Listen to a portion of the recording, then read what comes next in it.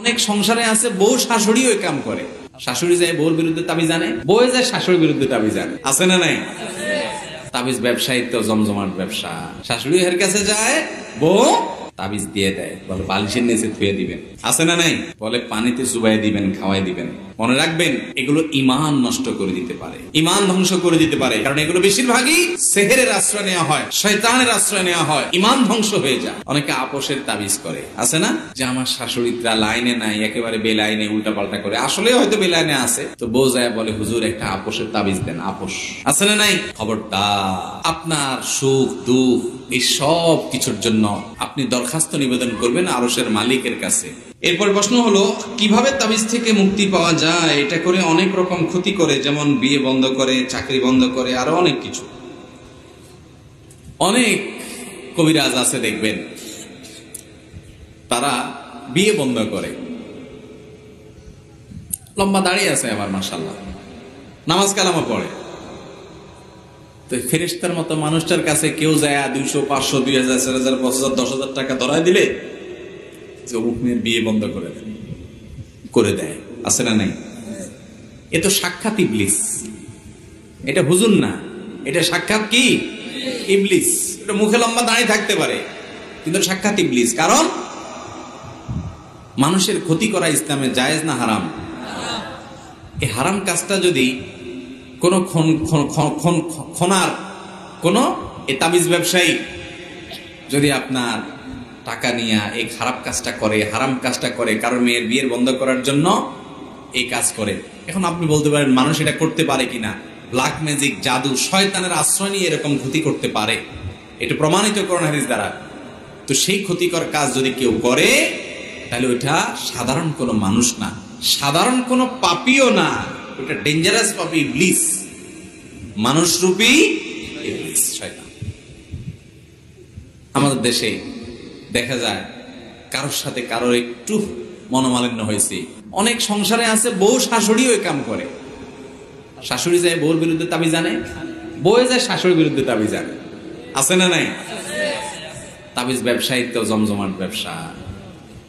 হ্যাঁ, শাশুড়ি এর কাছে যায়, বউ তাবিজ দিয়ে দেয়, বলে বালিশের নিচে থুয়ে দিবেন। আছে না নাই? বলে পানিতে চুবাই দিবেন, খাওয়াই দিবেন। মনে রাখবেন, এগুলো ঈমান নষ্ট করে দিতে পারে, ঈমান ধ্বংস করে দিতে পারে। কারণ এগুলো বেশিরভাগই সেহেরের আশ্রয় নেওয়া হয়, শয়তানের আশ্রয় নেওয়া হয়, ঈমান ধ্বংস হয়ে যায়। অনেকে আপোষের তাবিজ করে, আছে না? যে আমার শাশুড়িরা লাইনে নাই, একেবারে বেলাইনে উল্টা পাল্টা করে। আসলে হয়তো বেলাইনে আছে, তো বউ যায় বলে হুজুর একটা আপোষের তাবিজ দেন। আপোষ আছে না নাই? খবরদার, আপনার সুখ দুঃখ এই সব কিছুর জন্য আপনি দরখাস্ত নিবেদন করবেন আরশের মালিকের কাছে। মুসলমানের অস্ত্রের নাম হলো দোয়া। মুসলমানের অস্ত্রের নাম কি? এই দোয়া অস্ত্র ব্যবহার করবেন। ওই তাবিজ নিয়া এর ক্ষতি করবেন, ওর বিয়ে বন্ধ করবেন, এগুলা করবেন।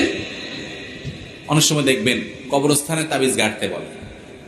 সেহের, জাদু যার বিরুদ্ধে হয়, ওই ব্যক্তি অসুস্থ হয়ে যায়, অনেক সময় মৃত্যুর মুখে পতিত হয়ে যায়, ধ্বংস হয়ে যায়। বিভিন্ন পুতুলের গায়ে আপনার পিন মারা থাকে, নানাভাবে হয়। আজকাল এগুলা ঘরে ঘরে হয়ে গেছে, জনজনে হয়ে গেছে। যদি আপনাকে কেউ এগুলা করে ক্ষতিগ্রস্ত না করুক, আপনি চান যে এরকম ব্ল্যাক ম্যাজিক করে, জাদু করে, এমন অনেক ফ্যামিলি কথা আমরা জানি, যেই ফ্যামিলিতে এটা কেউ কল্পনাও করে না, এমন মানুষের তার বিরুদ্ধে তাবিজ করে বসে আছে, হিংসার কারণে পিছে লেগে বসে আছে, টেরও পায় নাই।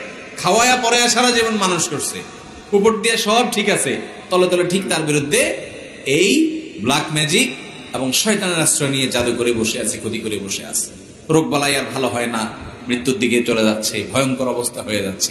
অনেক ফ্যামিলিতে এগুলো হচ্ছে। যদি আপনি চান যে এগুলো কোনোটাতে আমার যেন ক্ষতি না হয়, তাহলে আপনার করণীয় হলো সকাল সন্ধ্যার দোয়া জিকির গুলো নিয়মিত পড়বেন। সকাল সন্ধ্যার দোয়া জিকির গুলো কখনো ছাড়বেন না, নিয়মিত পড়বেন। জীবনের সব ছুটে যাবে, এটা ছুটতে পারবে না। সকাল সন্ধ্যার সব দোয়া পড়তে না পারেন, অন্তত 3 কুল, সূরা ইখলাস, সূরা ফালাক, সূরা নাস, 3 বার 3 বার সকালে, 3 বার 3 বার সন্ধ্যায় পড়েন। বিসমিল্লাহিল্লাযী লা ইয়াদুররু মা ইসমিহি শাইউন ফিল আরদি, এটা পড়েন। সন্ধ্যায় আউযু বিকালিমাতিল্লাহি তাম্মাতি মিন শাররি মা খালাক 3 বার এটা পড়েন। আয়াতুল কুরসিটা পড়েন।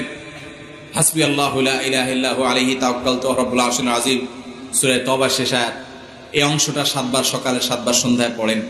আর অনেকগুলো দোয়া আছে, জিকির আছে, এগুলো নিয়মিত পড়েন। এগুলো শরীর বন্ধের মতো কাজ দেয়। আল্লাহ তাআলা আপনাকে সেফে রাখবেন।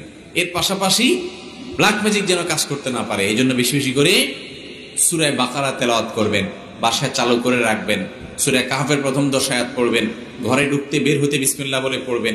সবকিছুতে বিসমিল্লাহ, বিসমিল্লাহ সবকিছুতে করবেন, ওইটাতে কোনো ক্ষতি হবে না ইনশাআল্লাহ। বিশেষ করে শয়তানি বিসমিল্লাহ বললে ওখানে আর টিকে না।